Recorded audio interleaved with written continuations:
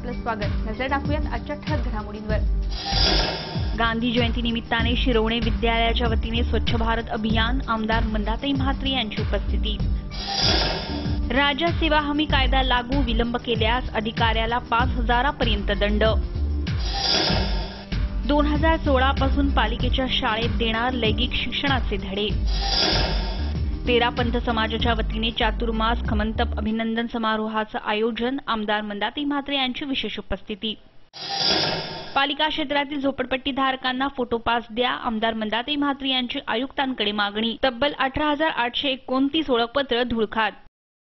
पुन्हा एकदा स्वागत। शिरवणे विद्यालय व ज्युनियर कॉलेज नवी मुंबईच्या वतीने आमदार मंदाताई म्हात्रे यांच्या उपस्थितीत 2 ऑक्टोबर महात्मा गांधी जयंती निमित्ताने स्वच्छ भारत अभियान राबवण्यात आलं। या अंतर्गत नेरूळ, शिरवणे व जुईनगरचा परिसर साफ स्वच्छ करण्यात आला।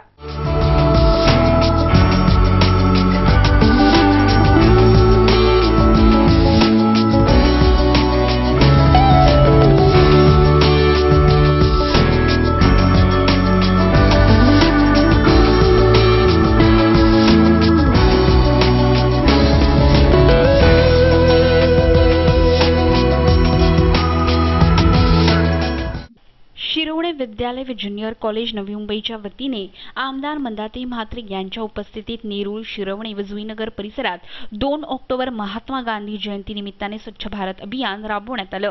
भारताचे पंतप्रधान नरेंद्र मोदी यांच्या संकल्पनेतून साकारण्यात आलेल्या स्वच्छ भारत अभियानाअंतर्गत स्वच्छ भारत समृद्ध भारत करण्याचा संकल्प करण्यात आलाय। त्याचप्रमाणे महाराष्ट्राचे मुख्यमंत्री देवेंद्र फडणवीस यांनीही स्वच्छ महाराष्ट्र अभियानाचा संकल्प केलाय।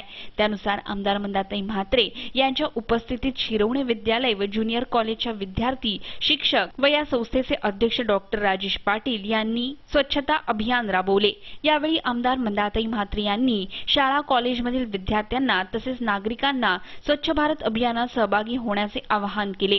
आपल्या प्रत्येकाने, मुख्यतः विद्यार्थ्यांनी जर स्वतःचे घर व परिसर स्वच्छ राखले तर नक्कीच आपलं शहरही स्वच्छ होईल, असं म्हणत आमदार मंदाताई म्हात्रे यांनी या जनजागृतीपर स्वच्छता मोहिमेबद्दल विद्यार्थ्यांचं कौतुक केलं। जे जर लहानपणापासून जर कळलं तर निश्चित स्वरूपामध्ये ते आपलं घर, परिसर, शाळा, कॉलेज स्वच्छ ठेवल्याशिवाय राहणार नाही। धन्यवाद। पंतप्रधान नरेंद्र मोदी व मुख्यमंत्री देवेंद्र फडणवीस यांनी सुरू केलेलं हे अभियान यापुढेही सुरू ठेवावं, यासाठी मंदाताईंनी सर्वांना शुभेच्छाही दिल्या। यावेळी विद्यालयाचे संस्थापक अध्यक्ष डॉक्टर राजेश पाटील यांनी सांगितलं की या विद्यालयामार्फत अभियानाचा हा दुसरा टप्पा असून दर 2 महिन्यात शाळेच्या परिसरात स्वच्छता अभियान राबवण्यात येणार असल्याची माहिती त्यांनी दिली। स्वच्छता भारत अभियान ह्या अंतर्गत स्वच्छ भारत समृद्ध भारत ही संकल्पना त्यांची आहे आणि त्याच संकल्पनेच्या अनुषंगानं आमच्या लाडक्या आमदार, कार्यसम्राट आमदार सौ मंदाताई म्हात्रे यांच्या मार्गदर्शनाखाली शिरवणे विद्यालय व ज्युनियर कॉलेजच्या वतीनं आज ह्या ठिकाणी आमच्या ह्या शिरवणे, जुईनगर, नेरूळ परिसरामध्ये स्वच्छता अभियान या ठिकाणी राबवण्यात आलेलं आहे। चांगला प्रतिसाद मुलांचा आहे, शिक्षकांचा आहे, नागरिकांचा ह्या ठिकाणी प्रतिसाद आहे।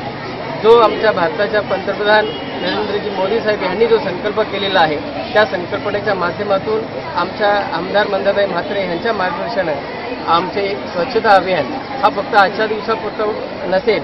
गांधी जयंती 2 ऑक्टोबर त्यांना एक मानवंदना देण्यासाठी हा एक या ठिकाणचं आमचं अभियान आहे, परंतु दर महिन्याला 1 दिवस, त्याचे 1 दिवसामधला 1 तास या ठिकाणी मुलांच्या माध्यमातून अशाच पद्धतीनं अभियान राबवून स्वच्छतेचं महत्त्व ह्या परिसरामध्ये नागरिकांना पटवून देण्याचं काम ह्या विद्यालयाच्या माध्यमातून होणार आहे आणि आम्हाला खात्री आहे नागरिकांचा देखील तेवढा सहभाग या ठिकाणी मिळेल आणि जे आमच्या पंतप्रधानांनी स्वप्न पाहिलेलं आहे समृद्ध भारत, स्वच्छ भारत, ते स्वप्न ह्या ठिकाणी साकार करण्याचा प्रयत्न विद्यालयाच्या माध्यमातून केला जाणार। बाईट व्हिडिओ जर्नलिस्ट सुरेश कांबळेसह राज चव्हाण, MVTV। महापालिकेने शहरातील झोपड्यांचे सर्वेक्षण करून 19,089 पात्र झोपडपट्टी धारकांचे बायोमेट्रिक ओळखपत्र तयार केले आहेत, परंतु मागील 13 वर्षात केवळ 260 ओळखपत्रांचेच वाटप करण्यात आले, तर तब्बल 18,829 ओळखपत्र धूळ खात पडली आहेत। आमदार मंदाताई म्हात्रे यांनी याविषयी आवाज उठवला असून तत्काळ ओळखपत्र वाटप करण्याची मागणी त्यांनी आयुक्तांकडे केली आहे।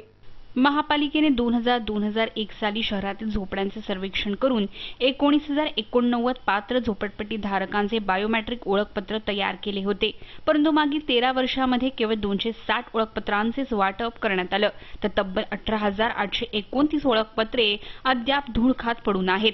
आमदार मंदाताई म्हात्रे यांनी याविषयी आवाज उठवला असून पात्र झोपडपट्टी वासियांना तत्काळ ओळखपत्र वाटप करण्याची मागणी त्यांनी पालिका आयुक्त दिनेश वाघमारे यांच्याकडे केली आहे. महापालिका प्रशासनाने ओळखपत्र तत्काळ वाटली नसल्याने प्रशासनाला तब्बल 7,34,00,000 रुपयांचं नुकसान सोसावं लागलंय. ही बाबही त्यांनी यावेळी निदर्शनास आणून दिली. अद्याप झोपडपट्टी धारकांविषयी ठोस धोरणही पालिकेनं तयार केलेलं नाही.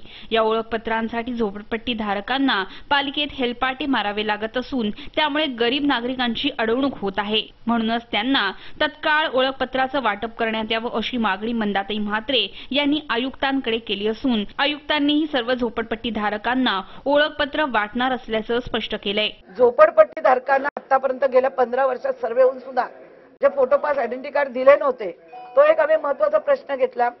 आता अधिकाऱ्यांनी सांगितलं 19,500 फोटोपास आमच्याकडे आहेत. तर ताबडतोब येत्या 8 दिवसामध्ये आमच्या झोपडपट्टीमध्ये असणारा लोकप्रतिनिधी तर त्यांचा तुम्ही यादी द्या, ते आणतील आणि त्यांना ताबडतोब तुम्ही ते वाटप करा. कारण आज लोकांना त्या पासामुळेच मतदान एकतर्फी करावं लागतं.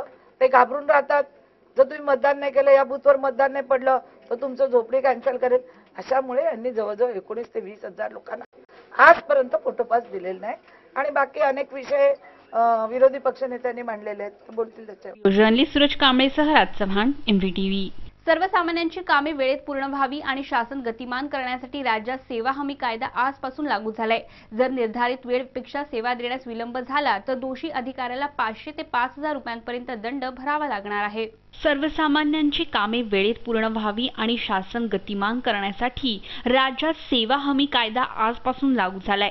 जर निर्धारित वेळेपेक्षा सेवा देण्यास विलंब झाला तर दोषी अधिकाऱ्याला 500 ते 5,000 रुपयांपर्यंत दंड भरावा लागणार आहे. सरकार दरबारी असणारे काम आता विहित वेळेत पूर्ण होऊ शकणार आहे. या विधेयकात वेगवेगळ्या 160 सेवांचा समावेश आहे. एखाद्या व्यक्तीस जर दिलेल्या वेळेत सेवा मिळाली नाही तर ती व्यक्ती त्या विरोधात दाद मागू शकेल. यात जर अधिकारी दोषी आढळला तर त्याला दंडाची तरतूद या कायद्यात असेल. हा दंड 500 ते 5,000 रुपयांपर्यंत असणार आहे.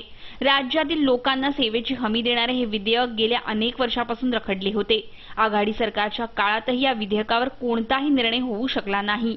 भाजपने गेल्या वर्षी झालेल्या विधानसभा निवडणुकीत हा कायदा लागू करण्याची हमी दिली होती. त्यानुसार हा निर्णय घेण्यात आलाय. Bureau report, MVTV.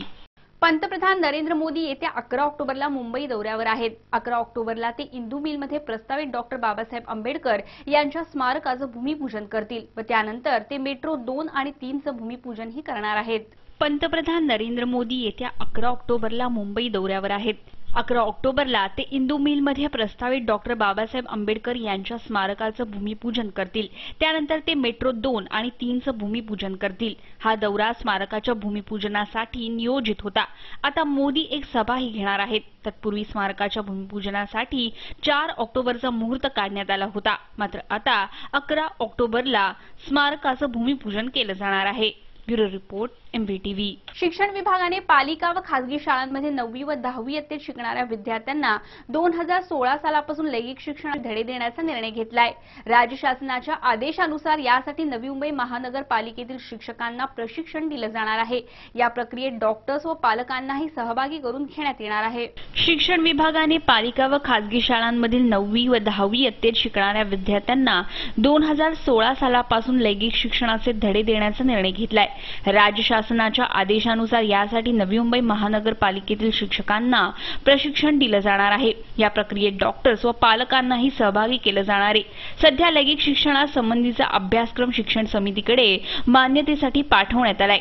या अभ्यासक्रमात प्रौढावस्थेतील शारीरिक व मानसिक बदल व एड्सबाबत जनजागृती याचा समावेश करण्यात येणार असल्याचं कळतंय. Bureau report, MVTV.